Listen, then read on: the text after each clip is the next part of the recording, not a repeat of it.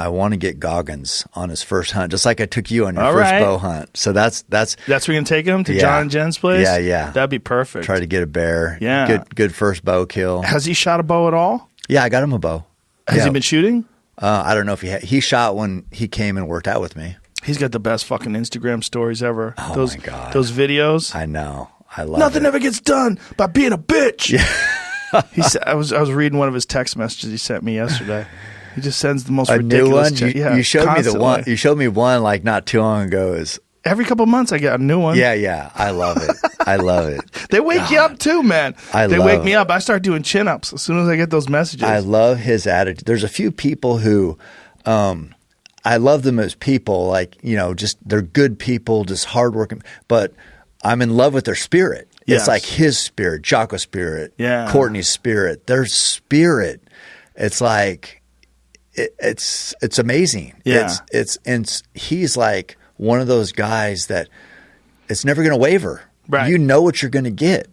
You get inspiration from it. I do. I get fuel from it. Yeah. I just even having the chance to train with him, it's like, man, just feel lucky to see him in action and see him change from David to Goggins. Right. And it it's like happened. He becomes the Hulk. Oh my God, it happened. I watched it. And it's like, I thought, well, maybe this was just kind of like whatever, maybe just a thing, but it was real. It's like when shit got hard, he got into this different zone and it was like, he got better. Got really? Tougher. Yeah, he did. It was like. So what'd you guys do? You ran like 30 miles. Yeah, 35. 35 miles. Yeah. And then you went back and lifted. Yeah. And we shot bows too, but all that same day.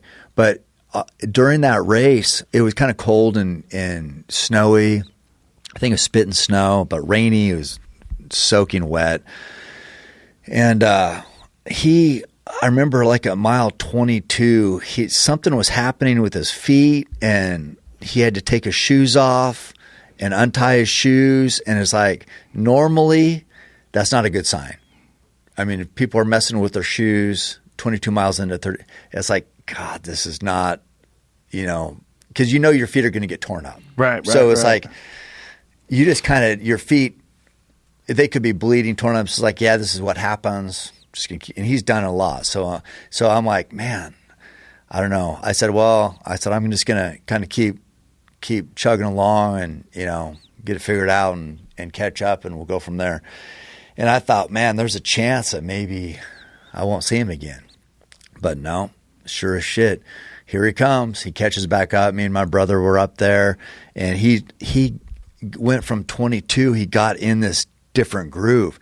And then my calf on this race kind of locked up. And it's like going up this last grade, we had to do one more summit, and I couldn't run it. And I'm like, he took off. I was just kind of power hiking it. And I get up there and had a cameraman up there. And David was like, he was in his Goggins mode by that time. This was towards the end of the race. We had like 2 miles left. It's like 33 miles in. And I asked a cameraman up there, I'm like, hey, I said, how did Goggins look? And he's like, well, he had his shirt off and it was cold rain. He's had his shirt off and he was saying, they don't fucking know me. I'm like, who is he? He's like, they don't know me, son. And saying all this stuff. I said, who is he saying that to? And he's like, there's nobody up here. So he has like imaginary enemies that he's fighting against. And that's real. And so he did, and he got better, and he freaking just crushed the second half of that race. And same thing happened lifting. He the more reps we did, the better he got. And at the end when we had done so many reps and we did this one last thing of doing, we did 95 reps 100 reps of right there on that incline bench is only 95 pounds, but we had done 600 reps before. He ended up on the last set did more than he did on the first set. That's insane. Yeah. And that's when he starts yelling right here somewhere. And it Give me some volume. 15, shut that muscle down. 16, come on. Get it. 17. They don't know me, son. Get it. 18. They don't know me, son. Get it. 19. Come on, big son. Yeah. 20. You got some more in you. 21. Yeah. Get it again. Come on. We want to see it. Good. 22. Who's gonna carry the boats and the logs? That's you, buddy. Come on. 23. Come on. 24. Who's gonna carry the One boats? more, David. What the fuck? One more. Gonna carry the boats. You're gonna do He's it. You're reliving gonna do Buds. it. You're gonna do Oh, my it. God. You did it. Yeah. Who's gonna carry the fucking boats? So this is at International Fitness, just a regular gym, and people were like, What the hell? "What is this guy?" But and he got into that zone, and it's like, so whatever he says about he was David, that he was Goggins, when he gets to Goggins, dude, look out! It's like it's a different person that's unstoppable. It's I saw real. it. Yeah. It's real. It's real. I saw it, and he's like, it's amazing. Well, that's how he broke the world chin-up record. Yeah. I mean, Yeah. you have to be a complete psychopath to be Yeah. able to do chin-ups for 24 hours a day. And then, so we went after that, and we went and watched UFC, got pizza, and it was getting late by that time. So we'd run 35 miles. We shot bows. We lifted weights. Pretty full day. Ate pizza. Had a couple chocolate chip cookies. Watched UFC. Pretty good night. And then so he's like, yeah. He goes, I got to get back to my hotel. Still got to stretch. A couple hours of stretching. And my wife goes, oh, you're not going to stretch. You can miss stretching tonight. It's like, what are you talking about? Have David Goggins miss stretching? That's like, take the night off. Right. No. So he does some hardcore stretching. And he does for hours. Yeah. And then that's just kind of his routine. And then he got up the next day and from his hotel ran 15 miles. So people can say whatever they want.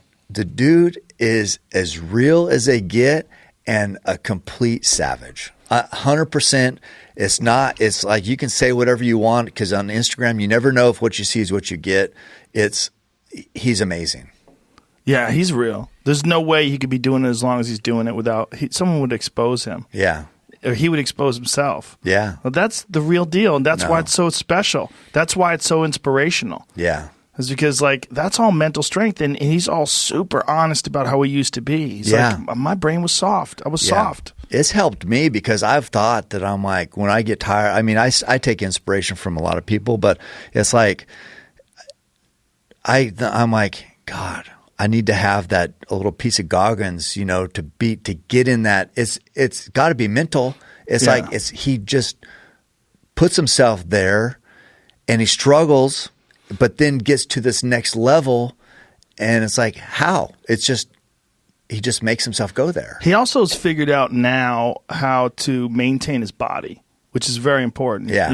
That's why he's into that stretching because he's had some pretty significant muscle issues in the past. His psoas muscle, locked up on him. Yeah. But now he realizes there's a maintenance involved too. Yeah. Yeah. You got to treat that thing like a vehicle. You got to take care of that vehicle. Yeah, he does. And it was like, I'll never forget sharing that day with him. Never. I mean, it changed my life.